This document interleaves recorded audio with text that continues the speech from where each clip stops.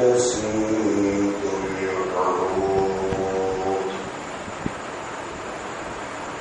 إذ أوينا إلى الصخرة فإني نسيت الحوت وما أنسانيه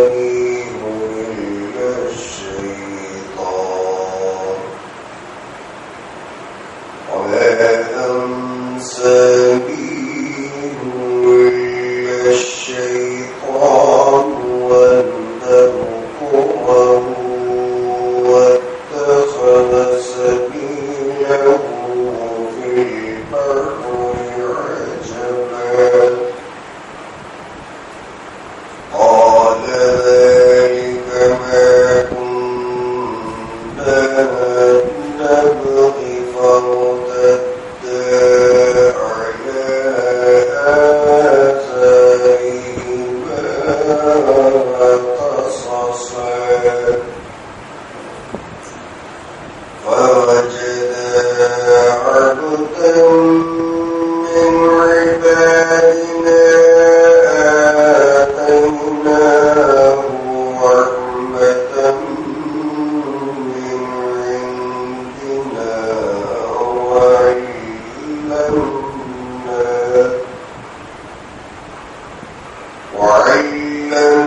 وعلمناه من لدنا علما قال له موسى هل نتبعك على أن تعلمني مما علمت رشدا صدق الله العظيم.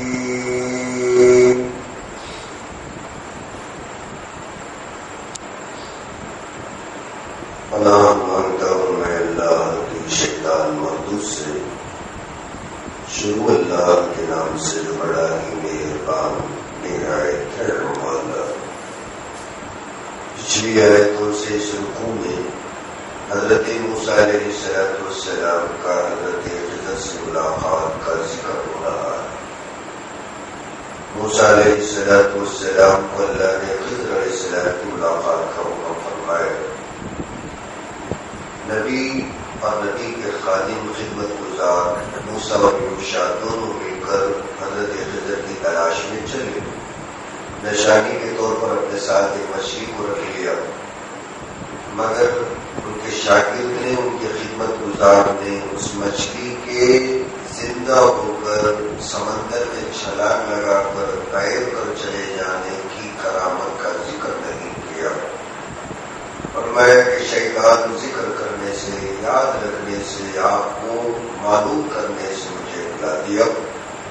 اور آگے کی آیتوں میں اللہ تعالیٰ بیان فرماتا ہے قال ذلك ما كنا نبغي، جیسے ہی ان کے اپنے شاگرد اور ان کے اپنے خدمت گزار یوشع نے کہا، بہت پہلے جہاں ہم چٹان پہ بیٹھے تھے وہیں مچھلی زندہ بھی ہوئی اور وہیں یہ اپنا راستہ نکال کر دریا کے اندر تیرتے ہوئے بھی ہو گئے. تو حضرت موسیٰ علیہ السلام نے فرمایا ہم جس جگہ کو، جس منزل کو چاہتے تھے، جس کے لیے چلے تھے وہی منزل ہے. اور تدعیما قصصا، الٹے پیر کو اپنے نقش قدم پر قدم رکھتے ہوئے واپس سے لوٹ کر چلے گئے.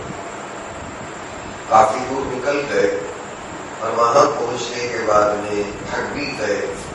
ناشتہ کھانے کے لیے اور جب بیٹھے اس وقت میں بہت پہلے مچھلی کا گم ہو جانا یاد آیا. وہاں جیسے ہی یاد آیا کہ دونوں مل کر اپنے نقش قدم کو دیکھتے ہوئے پھر سے واپس جہاں سے لوٹے تھے، جہاں سے چلے تھے وہاں لوٹ کر چلے لگے. ووجد عبدا من عبادنا آتیناہ رحمۃ من عندنا وعلمناہ من لدنا علما. حضرت موسیٰ علیہ السلام اور حضرت یوشع دونوں وہاں ہمارے اپنے بندوں میں سے ایک بندے سے ملاقات کی جنہیں ہم نے حکمت، نبوت یا معرفت عطا کیا، ہمارے ہاں سے اپنی مرضی سے وَعَلَّمْنَاهُ مِن لَّدُنَّا عِلْمًا، اور ہمیں نے اپنی طرف سے اس بندے خضر کو علم بھی عطا کیا۔ جہاں حضرت خضر علیہ السلام کے علمی فضیلت اور بزرگی کو اللہ تعالیٰ بیان کرتا ہے، حکمت بھی عطا کیا اور علم بھی عطا کیا۔ یا حکمت سے مطلب وہ علم ہوتا ہے اور جو دل سے تعلق رکھنے کا ہوتا ہے، اور علم سے مطلب علم شریعت، اور جیسے موسیٰ علیہ السلام کی شریعت ہے، یہ ساری چیزوں کا علم اللہ تعالیٰ نے حضرت خضر علیہ السلام کو بھی عطا کیا۔ جو کتابی علم ہوتا ہے وہ بھی اللہ نے ان کو سکھایا، اور جو علم لدنی اور جو کتابوں میں نہیں ملتا، سینہ بسینہ منتقل ہو کر کسی کو یہ چیز پہنچ جاتی ہے، کسی کو یہ چیز مل جاتی ہے، یہ علم بھی معرفت اور بصیرت کا علم بھی اللہ تعالیٰ کو عطا فرمایا۔ مفسرین کرام بیان کرتے ہیں کہ حکمت سے مراد، یہاں رحمت سے مراد اللہ تبارک و تعالیٰ یا تو نبوت عطا کیا، یعنی رحمت سے مراد اللہ تعالیٰ ان کو علم بصیرت عطا فرمایا۔ جیسے اللہ نے فرمایا آتینا رحمتا من عندنا، انہیں اللہ تعالیٰ نے اپنے ہاں سے رحمت عطا فرمایا۔ رحمت سے مطلب ہے یہاں یا تو اللہ ان کو نبی بنایا، یعنی تو اللہ تعالیٰ ان کو بہت بڑے ولی بنایا، ولایت کا علم عطا فرمایا، انہیں بصیرت اور علم لدنی عطا فرمایا۔ اور اس میں زیادہ سے زیادہ جو روایتیں ملتی، ان روایتوں کا ماحصل یہ ہمارے سامنے آتا ہے کہ خضر علیہ السلام نبی نہیں ہے، بلکہ بہت بڑے کتب ہیں، بہت بڑے ابدال ہیں، ولیوں کے بہت بڑے سردار ہیں۔ اس پر بہت سارے علماء کا اتفاق بھی ہے، اور بہت بڑی جمعیت بھی اس رائے سے اتفاق کرتی ہے۔ اس لیے خضر علیہ السلام کو بہت سارے اس ارادے اور اس عقیدے کو لے کر چلنے والے نبی کہنے کے بجائے سید الاولیاء مانتے ہیں، قطب الاقطاب کہتے ہیں، اور ان کو ولایت کے اندر اللہ تعالیٰ نے اعلیٰ درجہ کا فرمایا۔ قرآن کی اس آیت سے ہی یہ حضرات دلیل پکڑتے ہیں کہ اللہ تعالیٰ نے ان کو رحم فرما کر رحمت بھی عطا فرمایا، اور اپنے فضل و کرم سے اللہ نے ان کو علم بھی عطا فرمایا۔ خضر علیہ السلام کے تعلق سے یہ جو مشہور ہے کہ خضر علیہ السلام آج بھی زندہ ہے، اور سمندروں میں رہتے ہیں، جنگلوں بھی آبان میں رہتے ہیں، جہاں انسان نہیں رہتے، اللہ اللہ کرتے ہیں، اور کبھی انسانوں کی مدد بھی کرتے ہیں۔ انسان بھٹک جاتا ہے، مصیبت میں پھنس جاتا ہے تو اس کی رہبری کرتے ہیں۔ اس میں بھی علماء کا اختلاف ہے، روایات کا اختلاف۔ بعض روایتیں یہ کہتی ہیں کہ خضر علیہ السلام انتقال کر گئے، اور اس پر بہت ساری روایتوں کو رکھ کر علماء اور محدثین شراح حدیث بیان کرتے ہیں کہ ان کا انتقال بھی ہوا، وہ قیامت تک زندہ رہے۔ اور جو یہ کہتے ہیں کہ انہوں نے آب حیات بھی لیا جس کی وجہ سے وہ زندہ ہے، اس میں کوئی دم نہیں ہے۔ بس بات اتنی ہی ہے کہ خضر علیہ السلام اللہ تعالیٰ کے بہت بڑے ولی ہیں، جن کو اللہ تعالیٰ بہت بڑا علم عطا فرمایا، اور ایسا علم عطا فرمایا کہ جو اللہ تعالیٰ کے انتظامی امور سے تعلق ہے، جس کو ہم تصوف کے زبان میں تصرف کہتے ہیں، کہ بندے کو اللہ کبھی کچھ اختیارات دے دیتا ہے اور اللہ تعالیٰ اسے سمجھا دیتا ہے، پھر اختیار کو لے کر وہ بندہ لوگوں کی بھلائی اور دین کی بھلائی کو سامنے رکھتے ہوئے اللہ کے حکم سے کائنات کے اندر تصرف کرتا ہے۔ جیسے عیسیٰ علیہ السلام کو اللہ نے معجزہ عطا فرمایا کہ مردے پر اگر حضرت عیسیٰ علیہ السلام دم کرتے، مردہ زندہ ہو جاتا اور بات کرتا، اس کے کی حالت میں آ جاتا ہے. ایک معجزہ بھی ہے اور ایک تصرف بھی. اسے تصرف کہنے کا مطلب یہ ہوتا ہے کہ اپنے اختیار کو استعمال کر لینا، مرضی کے مطابق کام کرنا. جیسے ہم اپنے گھر میں اپنے مرضی سے تصرف کرتے ہیں، عمل کرتے ہیں، اور جو چاہے جیسے چاہے وہ اپنے گھر کو بناتے ہیں اور گھر کے اندر رہتے ہیں. اختیار، کامل اور مکمل اختیار کو تصرف کے زبان کے اندر تصرف کہا جاتا ہے. اللہ کسی بندے کو کہ دنیا کے اندر انسانوں کو بھی اللہ مجذوب جسے بنا دیتا ہے. بعض اوقات اللہ تعالیٰ جسے چاہتا ہے اسے تصرف کی طاقت بھی دے دیتا ہے اور ان کو تصرف والے قطب بنا دیتا ہے، ابدال بنا دیتا ہے. غریب کو ابدال کہا جاتا ہے. کئی اولیاؤں میں سے بس کئی سالوں کے اندر چل کر ایک ابدال بنتا ہے، اور وہ ابدال دنیا کی نظر میں دیوانے کی طرح رہتا ہے، مگر وہ ہر چیز کو سمجھتا ہے، مگر وہ عام آدمیوں کی طرح زندگی نہیں گزارتا. نہ وہ کھاتا ہے نہ پیتا ہے، کہاں سوتا ہے کہاں بیٹھتا ہے، گنگنا کے رہتا ہے اور ایک دیوانوں کی طرح بڑبڑاتا ہے. کبھی یہاں بیٹھ جاتا ہے اور کبھی یہاں سے نکل کر چلا جاتا ہے. کبھی آسمان کو اور دیکھتا ہے اور کبھی زمین کو اور دیکھتا ہے، اور بس دیکھنے والا یہ سمجھتا ہے کہ پکا پاگل ہے، اس کا علاج نہیں ہوا. علاج ہونا بھی ناممکن اور محال اور مشکل. اور ایسے کئی اللہ کے بندوں کو اللہ تعالیٰ دنیا کے اندر تصرف کرنے کے لیے اس دنیا کا جو دماغ ہے اور جو سوچ سمجھ ہے وہ سلب کر کے بس وہاں کا جو معاملہ ہوتا ہے وہ ان کے اپنے نظروں کے سامنے کر دیتا ہے.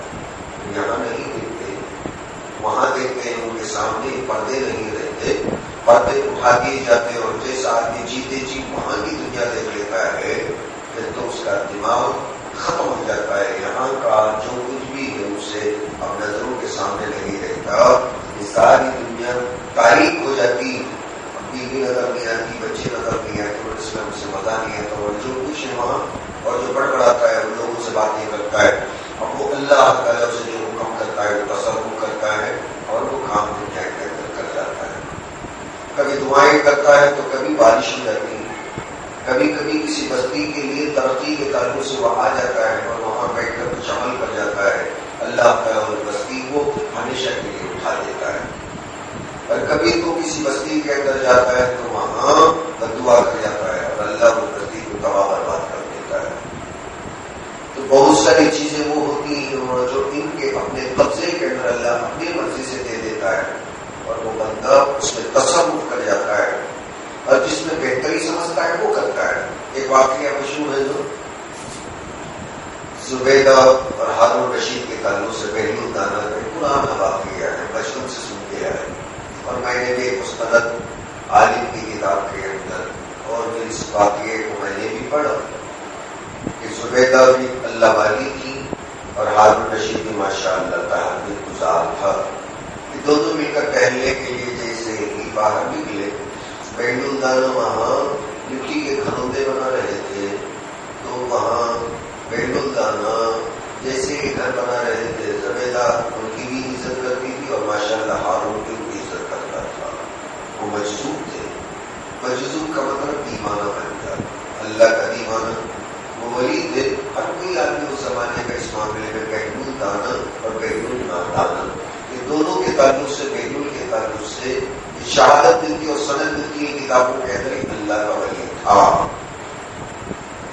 وہاں اس زمانے کے بزرگان نظام جتنے بھی علماء ہیں ان کی عزت کرتے تھے. بہلول کے تعلق سے ہمیں ایک بات ملتی ہے کہ بہلول باقی اللہ والے بزرگ تھے. ہارون رشید ان کی عزت کرتا تھا اور ان کی بیوی زبیدہ بھی ان کی عزت کرتی تھی اور وہ مٹی کے کھنوندے اور گھر بنا رہے تھے. زبیدہ نے کہا کہ بیچو گے؟ انہوں نے کہا کہ ہاں، 1 دینار کے اندر لے لے، جنت کا گھر. تو زبیدہ نے خرید لیا. تو انہوں نے 1 درہم دیا اور وہ مٹی کا گھر اٹھا کر زبیدہ کو دے دیا. ہارون رشید دیوانے کی طرح دیکھتا رہا. ایسی بھی جہاں اللہ کی بات آتی ہے سامنے سوچتی ہے، پیچھے سوچتی ہے، جو کوئی بھی پاگل بنا کر چھوڑ دیتا ہے. اللہ کی محبت میں تو پاگل ہی ہو گئے. ہم یہ جنت کا گھر بیچتے ہیں، مٹی کا گھر بنا لیا، کہتے ہیں کہ جنت کا محل ہے، اور کتنے لوگ بیچیں گے، 1 دینار اٹھا کر دے دیا اور خرید لیا۔ ہارون رشید کو اس کی بیوی سے بڑی محبت تھی، اس نے کچھ نہیں کہا اور سمجھا کہ تو پاگل ہی ہے۔ جنت کا گھر کوئی بیچنے والا دیوانہ بیچتا ہے، اور یہ جنت کا گھر بیٹھ کر اسے 1 دینار دے کر اور یہ بڑی خوشی کے ساتھ خرید کر ملاتی، وہ کچھ نہیں کہا اور پھر سو گئے۔ اور رات میں دیکھا کہ ہارون رشید اپنی بیوی کے ایک محل کو دیکھ رہا ہے، اور پھر اس بیوی کے محل کے تعلق سے پوچھا کہ اس کا محل، تو بتانے والا فرشتہ بتاتا ہے کہ کل جو تجھے تیری اپنی بیوی نے سیر سپاٹے اور تفریح میں نکل کے پہلو دانا کے ہاتھ میں اور جو خرید لیا کہ وہی محل ہے، کہ تمہاری اپنی بیوی کا کہنے لگا کہ میں چل کے دیکھتا ہوں تو کیسے آ جائے گا، تو تیری بیوی کا محل اور تو اس پر قدم رکھ نہیں سکتا۔ ہارون رشید چونک گئے، اس کی آنکھیں کھل گئے اور وہ بڑا تڑپ گئے، اور پھر اللہ اللہ کرنے کے بعد میں پھر دوسرے دن زبردست بیوی کو لے کر گیا۔ پھر وہیں وہ آواز بھی لگا رہے تھے اور پھر سے گھر بھی بنا رہے تھے، اور پھر بہت سارے روپے بھر کر سونے کے سکے بھر کر گیا۔ کہنے لگا کہ پہلو دانا بیچو گے؟ ہم بھی خریدار بننے کے لیے آئے۔ پہلو دانا نے کہا، اور کل کی الگ بات تھی، ہارون کل دن دیکھ کے جنت کے یقین کرنے والے کو میں نے بھیج دیا، تو دیکھ کے آتا ہے اور دیکھنے کے بعد یہ بات نہیں رہتی، تو دیکھ کے آ رہا اور تجھے پتا چل گیا۔ کل تیری بیوی بے دے کر خرید رہی تھی تو ہم نے اسے بھیج دیا تو مٹی کا گھر سمجھ رہا تھا۔ یہ تصور کی بات ہوتی ہے کہ اللہ تعالیٰ سے بندے کا جب دل لگ جاتا ہے نا، وہ ایسے ہی سمجھ میں آتا ہے کہ کوئی بچپن تماشے کر رہا ہے۔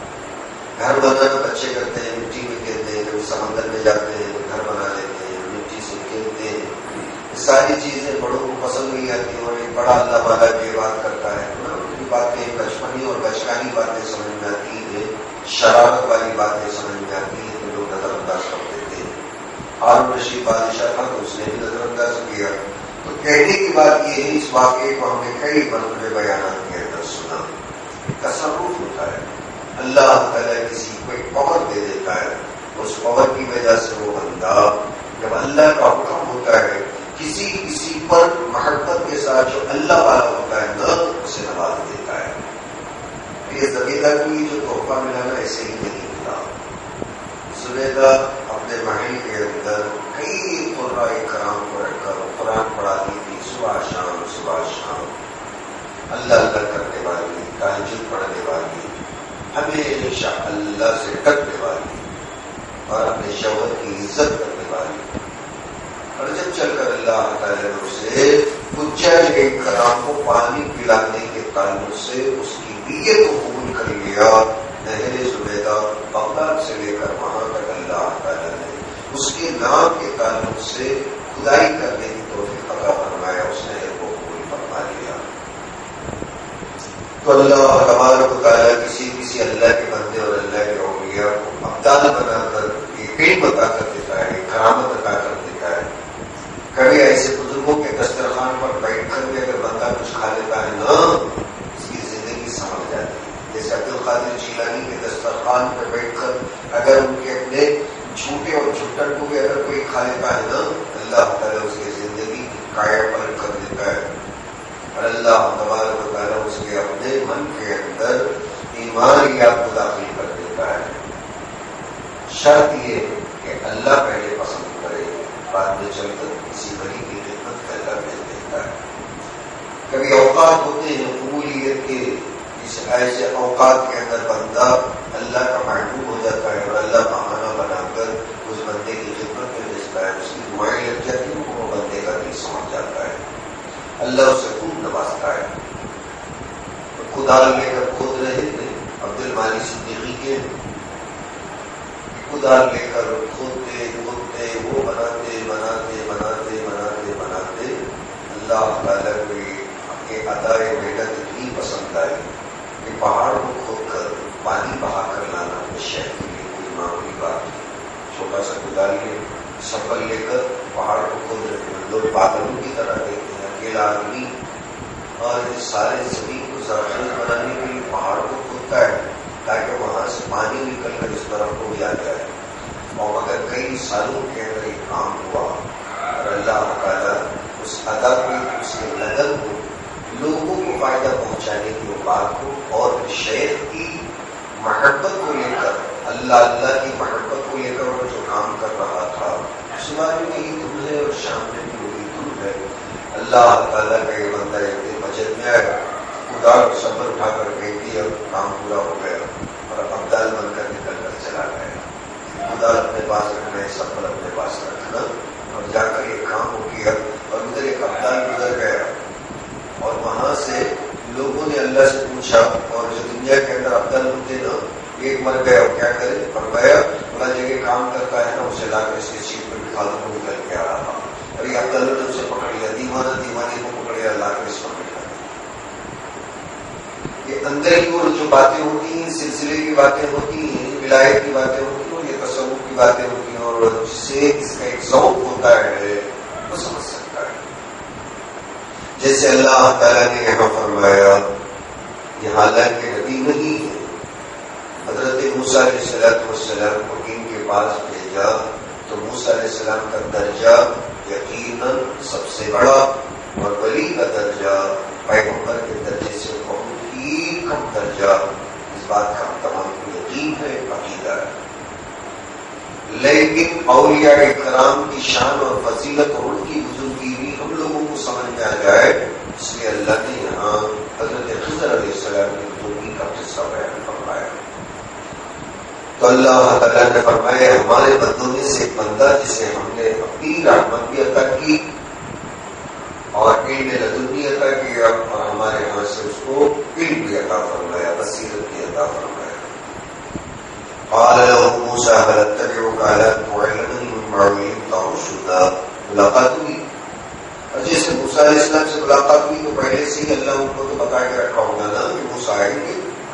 تو جیسی ملاقات ہوئی تو حضرت موسیٰ علیہ السلام نے خضر سے کہا کیا میں آپ کی پیروی کر سکتا ہوں ان باتوں میں اور جو تمہیں پروردگار عالم نے سکھایا اور جس میں سے کہ تمہیں اللہ نے ہدایت کی باتیں سمجھایا ہے اور سکھایا.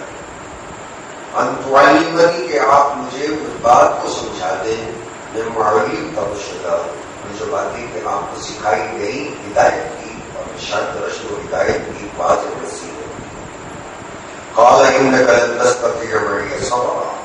تو حضرت خضر علیہ السلام نے فرمایا آپ میرے ساتھ ہرگز رہ نہیں سکتے, میرے ساتھ آپ رہ نہیں سکتے اور میرے اپنے کام اور معاملات آپ سمجھ نہیں سکتے. سختی کے ساتھ انکار کریں انک لن تستطيع معي صبرا. آپ میرے ساتھ پابندی کے ساتھ صبر کر نہیں سکتے, رہ نہیں سکتے, ٹھہر نہیں سکتے. وہ کئی تصویر اپنا آپ کیسے استقامت کے ساتھ رہ سکیں گے علی ما لم تحط به خبرا, ان باتوں پر جن کی آپ کو اطلاع بھی نہیں ہے, خبر بھی نہیں ہے, عطا بھی نہیں ہے, پتہ بھی نہیں. میرے ساتھ آپ رہیں گے نا, میں جو کام کروں گا اس باتوں پر ان کاموں پر آپ کو صبر نہیں آئے گا, چپ کے بیٹھ نہیں سکیں گے. اور بھلا آپ کیسے چپ کے بیٹھ سکیں گے اور جب کو میں جو کام کرتا ہوں نا اس کے بارے میں آپ کو پتہ ہی نہیں کہ کام کیا ہوتا ہے. اس لیے میرے اور آپ کی صحبت نہیں جمے گی. حضرت خضر علیہ السلام نے ان کو انکار کیا. قال فإن اتبعتنی, فرمایا قال ستجدنی انشاءاللہ صابرا ولا أعصي لك امرا. حضرت موسیٰ علیہ السلام نے فرمایا کہ میں آپ کے ساتھ انشاءاللہ اللہ نے چاہا تو میں آپ مجھے صبر کرنے والا پائیں گے, استقامت کے ساتھ رہوں گا اور کچھ بھی میں آپ کو روک نہیں کروں گا. ولا أعصي لك امرا, اور کسی بھی معاملے میں میں آپ کی نافرمانی نہیں کروں گا, آپ کے خلاف نہیں جاؤں گا. یقین دلایا. فرمایا قال فإن اتبعتني فلا تسألني عن شيء حتى أحدث لك منه ذكرا. پھر تو حضرت خضر علیہ السلام نے ان کو اپنے ساتھ رکھنا قبول کیا اور کرتے ہوئے نصیحت کی اگر آپ میری پیروی کریں گے نا اور جب تک میں میرے اپنے کام کے تعلق سے میں صاف آپ کو تفصیل نہ بتا دوں اس وقت تک مجھے آپ سوال نہیں کریں گے. میں خود جب تک میرا کام آپ کو نہ سمجھا دوں کہ کام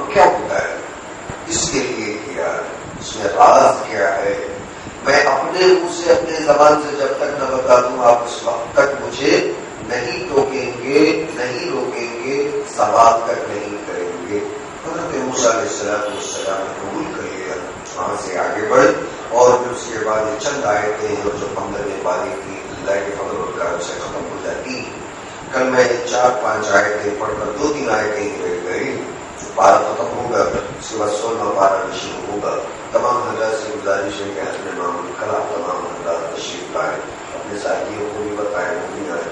میری 15واں پارا ختم ہونے کے بعد انشاءاللہ ہم اللہ سے دعا کریں گے کہ قرآن کے بعد اللہ سے دعا کرنے کے بزرگان کے نام فرما دیں کہ اللہ دعا قبول کر لیتا ہے. اللہ مجھے بھی اور آپ کو عمل کرنے کی توفیق عطا فرمائے. سبحان اللہ و بحمدہ, سبحانک اللہم و بحمدک, نشہد ان لا الہ الا انت نستغفرک.